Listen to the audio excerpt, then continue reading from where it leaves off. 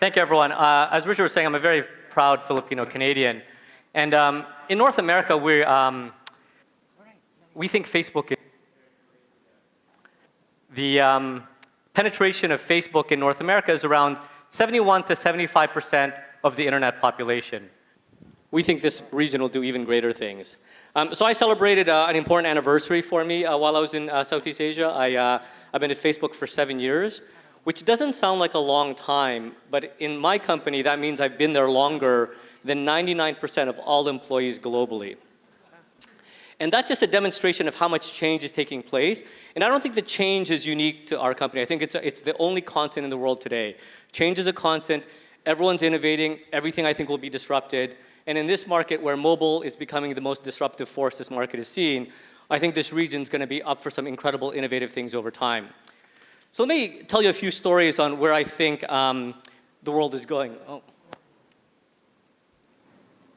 So 3,000 years ago, this thing called the umbrella was invented. And for 3 millennia, the umbrella hasn't really changed. It's a stick, you push it up, and it protects you from the elements. But even the humble umbrella is being disrupted. There are people around the world that are saying, why can't we create an umbrella that's just a stick with a force field of air that protects us from the elements? Or how about an umbrella that has sensors in it that's connected to weather stations and weather sites that will detect when it's going to rain, so it flashes an LED color, so it reminds you to take it with you before you leave your house. If the umbrella is being disrupted, what else will be? And the next slide, I don't take any credit for the insight around this. I saw this in my newsfeed the other day. And what you should think about is, what is true today may not be true tomorrow. In 1998, we said this: do not get into strangers' cars, and don't meet people from the internet. Today, we literally summon strangers from the internet to get into their car. And in every market that ride sharing or Uber or Grab enters, it disrupts the entire incumbent taxi industry. And what's interesting about disruption, if you think about it, is by the time the industry's been disrupted, it seems obvious all along, like that's the way it should have been. But while it's happening, you're completely oblivious that the world is changing so quickly. Over 40 years ago, this thing called Pong was invented, popularized by Atari, and it's pretty simple. It's a ball that moves between 2 vertical lines, and you've got to try to make the ball pass the line. Less than 2 generations later, the way we're going to start to experience gaming and entertainment will be with these goggles or virtual reality experiences, where my colleague Andrea, for example, is seeing through her 360 view of a dinosaur chasing her, an alien world, and standing on a skyscraper. I'm going to play a quick video just to show you how she reacts to this and how her brain can't distinguish between the virtual world and the real world. We also haven't changed dramatically how we interface with the world and the objects around us. So for the most part, we use a mouse, we use a keyboard. But imagine a world, how many people here are Star Wars fans?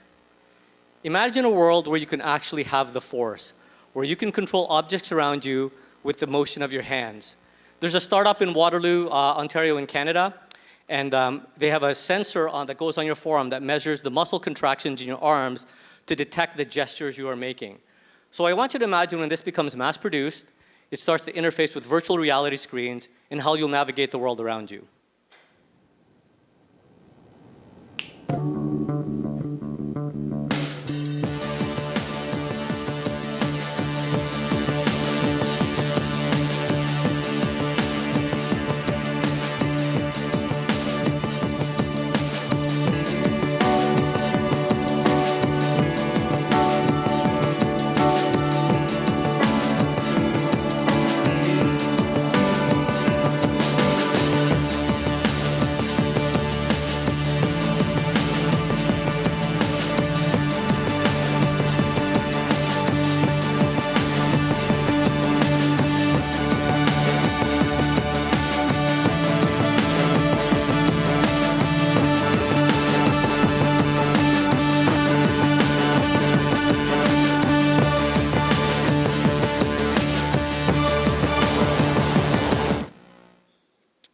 Their latest videos are showing how this will eventually help control prosthetic devices for people who have artificial limbs. If you think the pace of change is incredible, I want you to look at my best friend's 18-month-old nephew. This is how he experiences the world around him. He picks up his iPad, picks up his Elmo, gets onto a chair, and navigates the iPad to discover the content he's interested in. And also, as any good man, he's multitasking while he's being potty trained. So he's already evolving far in advance of how to navigate the world. So the reason this is important is this generation will not know a world that can't access every piece of information or content human beings have ever created. They will want it in an instant, and they will expect it. It won't be a second thought. And this is a quote from Accenture Consulting in last year. And what it says here, since the year 2000, 52% of the companies in the Fortune 500, the biggest, most powerful companies in the world, have either gone bankrupt, ceased to exist, or have been acquired due to the disruption of traditional models by digital ones. If the Fortune 500 is not immune to the disruption, it means that every business will eventually be impacted. So let me tell you my favorite story about a company that went through this. This is a gentleman by the name of Steve Sasson. He's a famous engineer that won an innovation award in 2009. In the mid-1970s, he invented this prototype that allowed you to capture images and projected it onto a monitor. He presented it to his executive team, and his executive team said, "Why would anyone want to look at an image on a screen?" The company he worked for was Kodak. They invented the very technology that would ultimately disrupt the entire industry and force them into bankruptcy in 2012. It's not the competition that you should be afraid of, it's the paralysis in your organization when the change is happening. And it's scary because usually another competitor disrupts you. Netflix disrupts Blockbuster in the US. In this case, Kodak actually developed the technology, and we know in history, looking back, that they played no role in the digital camera revolution. And even this industry shifted really quickly. We went from digital cameras to having smartphones with the same power as digital cameras in the back of our pockets, and this happened probably less than 10 years ago. And to show you what's happening in the world today, the biggest consumer behavioral shift we've ever seen in the history of tech is the adoption of mobile. This is the first high-resolution photos human beings ever saw of Pluto. Prior to this, we only saw images that were artist renderings or assumptions of what it would look like. And this was taken by a NASA spacecraft called the New Horizons probe. And it took it, and when they took the photo and they shared it, they didn't share it on television, they didn't share it on CNN.com, they didn't even share it on NASA's own website. The first place you saw the images of Pluto was on a mobile platform called Instagram. What's more fascinating is when the New Horizons probe was sent into the far reaches of the solar system, Instagram didn't even exist as a company yet. We used to say in 2007, 2008 in Silicon Valley, the world is going mobile, and now the rhetoric is around the world is mobile. And I'm going to give you 3 high-level numbers to show you how mobile the world is. 7.5, 100, and 5x. There are 7.5 billion mobile connected devices on the planet, but there's only 7.3 to 7.4 billion human beings. For the first time in history, we have more mobile connected devices than we have people. There are 100 countries in the world where this phenomenon is true, and the Philippines is one of them. There are more mobile devices here than there are people. Human population is growing between 1.2 to 1.4% every year. Mobile growth is growing 5 times that of the human population. And as I was saying earlier, this country is a mobile-first country. Most countries went from television to desktop to laptop to tablets. This country went from TV straight to mobile. It's a mobile-first country, and it's fascinating because if we believe that mobile is the most disruptive consumer force we've seen in a long time, this country is poised to create the next level of innovation because it's one of the most mobile-leading countries in the world. And I want to play a quick video to show you what happens when there's connectivity and people have access to information, to show how it can change the life of one person and eventually lead to changes in the community and the country as a whole. Nakatira ako sa isang maliit na isla. Ang tanging trabaho ng babae dito ay ang mamumulot ng kabibe. Subalit higit pa ang gusto ko sa sarili ko. Kaya napagdesisyonan ko ang mag-aral ng computer science sa bayan. Sumasakay ako ng bangka araw-araw para lamang makapag-aral. Nung sinusulat ko ang thesis ko, nagkaroon ng malakas na bagyo. Ilang linggo akong hindi makaalis ng isla. Silid-aralan ang telepono ko to communicate with my groupmates. Ginamit ko ng mga kaklase ko Facebook through internet.org para maisulat namin ang thesis namin. Ang automated water billing system of Colasi Water District Ipinagmamalaki ko na ako ang una sa pamilya na nakapagtapos ng computer science.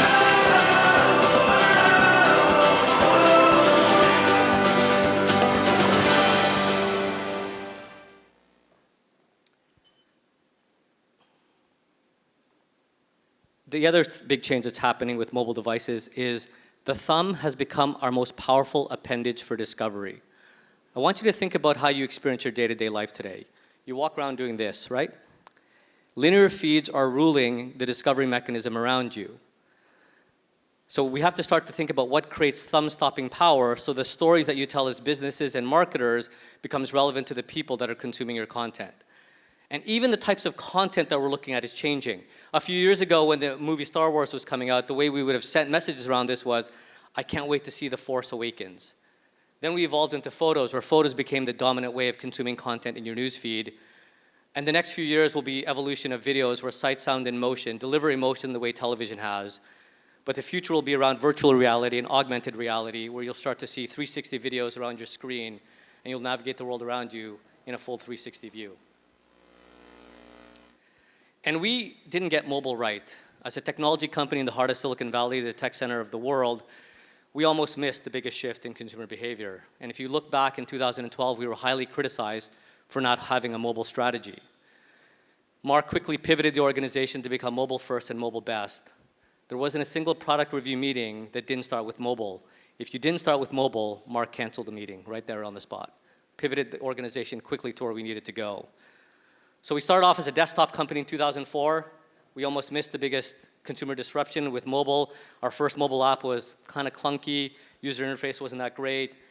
And then when we became a mobile-first, mobile-best company, we started to extract elements like Messenger, groups. We acquired WhatsApp, Oculus, and Instagram. And now we've evolved into a company with an aerospace division. If you asked me 7 years ago, would I be working for a company that had where we'd be building planes with wingspans the size of 737 jets, flying 60,000 feet above the earth, with the ability to hit a dime with a laser 11 miles away, I would tell you, I think that's a ridiculous notion. Well, in June 28, 2016, we launched our first, we had our first successful flight. And I'll play a quick video just to show you what it was like to go from a company that was building networks to now where we're building planes that will provide connectivity to the unconnected in the world.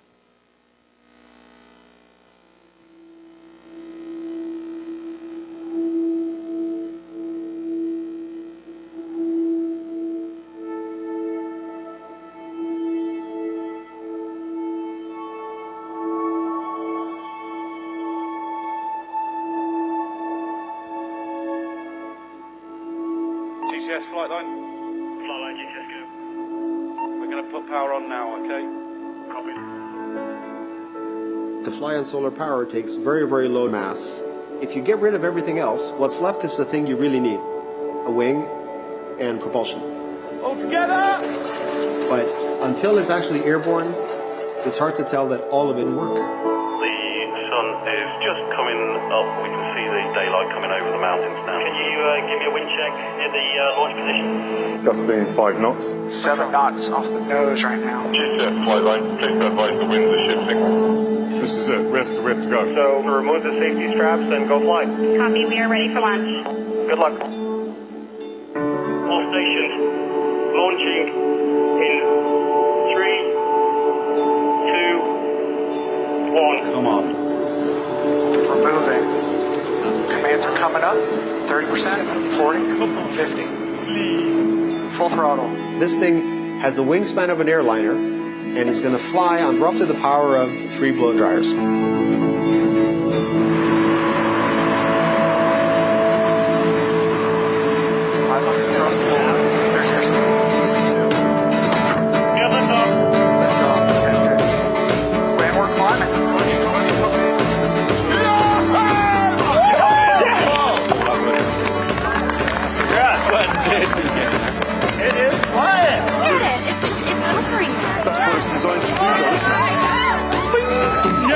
Beautiful.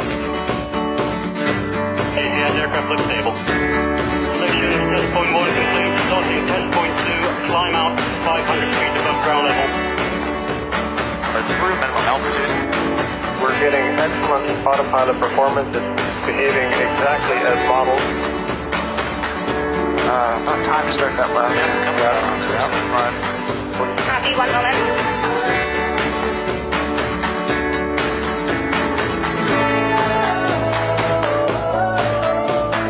Working it. Things are looking great.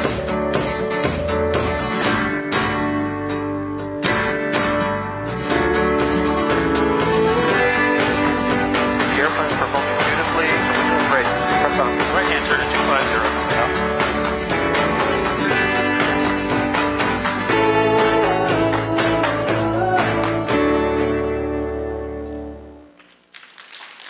Thank you.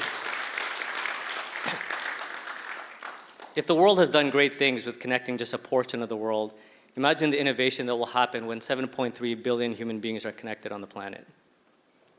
So a lot of people ask us, how do we stay innovative as a company? So I'll conclude the talk with a few mantras that I believe are important to our culture. One is fail harder. Obviously, the objective isn't to fail, but if you set big, hairy, audacious goals, want to accomplish great things, and push innovation, become the forefront of innovation, failure is going to be a natural outcome. The goal is to be resilient enough to push through the failure and continue to strive for what you believe. Done is better than perfect. A lot of times, aiming for perfection and never building anything is a surefire way to not innovate. Progress is sometimes more important than getting something perfect. So how do you think about building something and iterating over time? Done is better than perfect. And my favorite is, nothing at Facebook is someone else's problem. The way we think about this is we empower every employee to come up with innovative solutions to problems, and sometimes problems we've never had a solution for. It doesn't start at the top, it doesn't start in the middle, it starts with everyone. Everyone's empowered to come up with an innovative solution, and the hierarchy is so limited that you are empowered to create great things. And you have to remember, when we tell people that join, that if you say that it's someone else's problem, you're probably working in the wrong company. And lastly, I'll conclude with this thing called the hack culture. And hacking isn't a term reserved for computer engineers or software engineers or computer scientists, but it's a way of looking at problems and finding a way to come up with solutions that are innovative by thinking outside the box. So I'll play a quick video from our distinguished engineer talking about the culture of hack and how we think about it. I don't know how many of you know what hacking is. It is not, as my mother once assumed, that we are juvenile criminals breaking into government services. We're not doing that today. What is hacking? I want to give you a physical example of hacking, because I think people get a little confused and they think that hacking is something that engineers do, or that it's something that involves software or computer science. It's not. Hacking is a way of thinking about problems. So this is a problem. I'm going to give it to you guys. This is a room at Facebook, which, as you can see, has about 6 monitors in it, and we needed, because we're low on space, to put 20 people in this room, each with a desk and a monitor. Now, I submit to you that sheer physics dictates that you cannot put 20 desks and monitors in this space. It just doesn't work. The floor plan is just too small. But we had to do it. If I put people in a room and said, how do you solve this problem? There's a number of solutions, all of them bad. You could rotate people. People could share desks, share monitors. People could sit on the floor. You could have some people sit outside somewhere. We obviously went through all these solutions and couldn't think of anything until somebody, one night, and this is actually at a hackathon, built a loft. They solved the problem on a dimension that was unexpected. We look at a room and we look at, well, there's a width and there's a length, and that's your square footage, right? That's it, that's your square footage. We were wrong, we didn't look at the height. And I say this to you now, you say, well, that's obvious now. Of course it's obvious now, but I tell you, a lot of smart people looked at this for a little while before they came up with it. And when you come to our office in Silicon Valley, you'll be greeted by this sign that honors our hacker culture with our address, One Hacker Way, and a big like symbol. What you probably don't know is that our campus today sits on the former campus of Sun Microsystems, a former tech giant in Silicon Valley and that helped pioneer the dot-com era. On the other side of this sign is the Sun Microsystems logo. It's a reminder for us never to be too arrogant, never to be too complacent, and to continue to push the envelope of innovation, because we can't take for granted that there's 2 kids somewhere in the world building the next greatest disruptive technology. And it's a reminder to us that our journey is only 1% complete. Thank you.